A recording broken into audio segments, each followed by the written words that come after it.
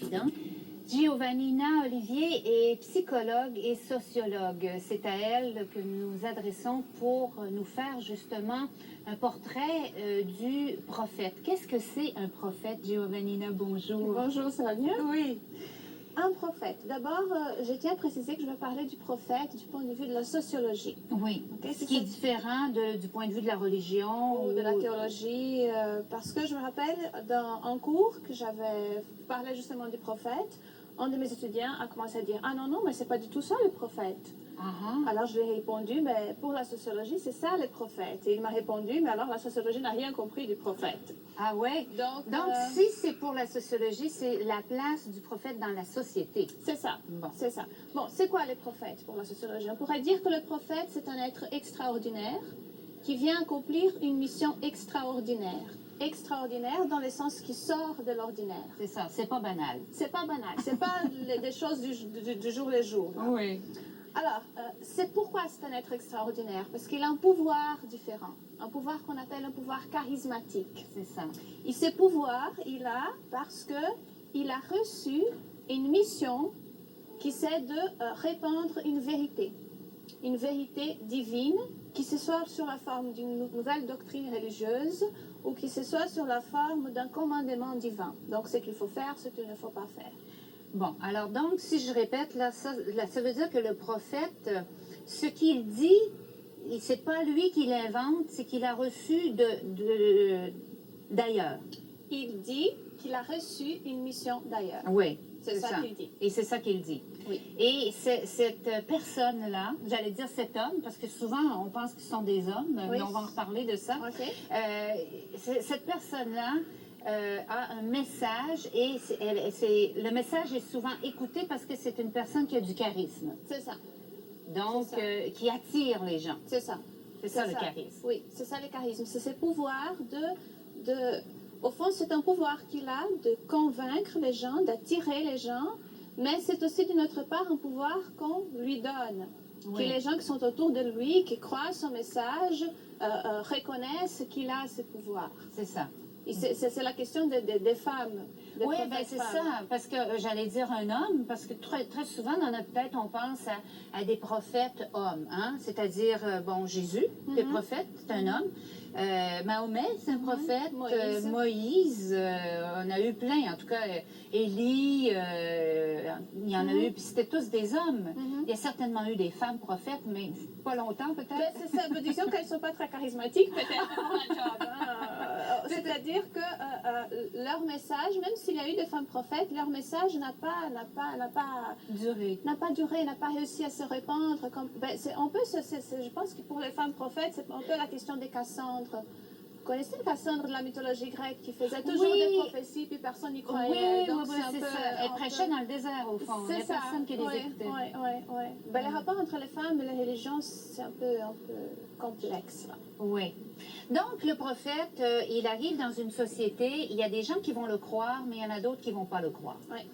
Et donc, il est source de désordre, au fond, dans une société. Ben, c'est parce qu'il vient bouleverser les choses. Hein. Les prophètes, ou bien c'est celui qui va dire, ben, écoutez, les religions qui sont là ne sont pas bonnes, alors on va faire une nouvelle religion, parce que j'ai reçu les messages et la nouvelle religion, c'est celle-ci. Ou bien il vient dire, non, la religion qu'elle a, elle est encore bonne, mais elle a déturpé d'une certaine façon le message originel, donc il faut reprendre la vérité. Alors, il faut refaire cette religion. Donc, soit il est un rénovateur d'une religion, soit il est un fondateur d'une nouvelle religion, soit il est les deux à la fois. Et c'est pour ça que c'est bouleversant. Et ce fameux message que le prophète vient livrer, vient donner, ça lui vient toujours d'ailleurs, au fond. Ça vient jamais de terrestre, ça vient jamais de terrien. Non, c'est toujours quelque chose qui sort de l'ordinaire des choses. Donc, c'est pour ça que c'est extraordinaire. Ou bien ça vient du ciel. Ou bien ça vient d'une divinité, ou bien ça vient d'une puissance supérieure. Quoi que ce soit le nom, c'est pas quelque chose qui... C'est quelque chose de sacré, dans le sens qui n'est pas dans les jours à jour. Ce ne sont pas des affaires qu'on a dans la journée normale, quotidienne. C'est ça. Donc, ça sort de l'ordinaire. Et ce message, c'est au fond, qu'est-ce que c'est le message religieux? C'est un sens qu'il vient donner à notre vie, à notre existence sur cette terre. Quoi. Oui.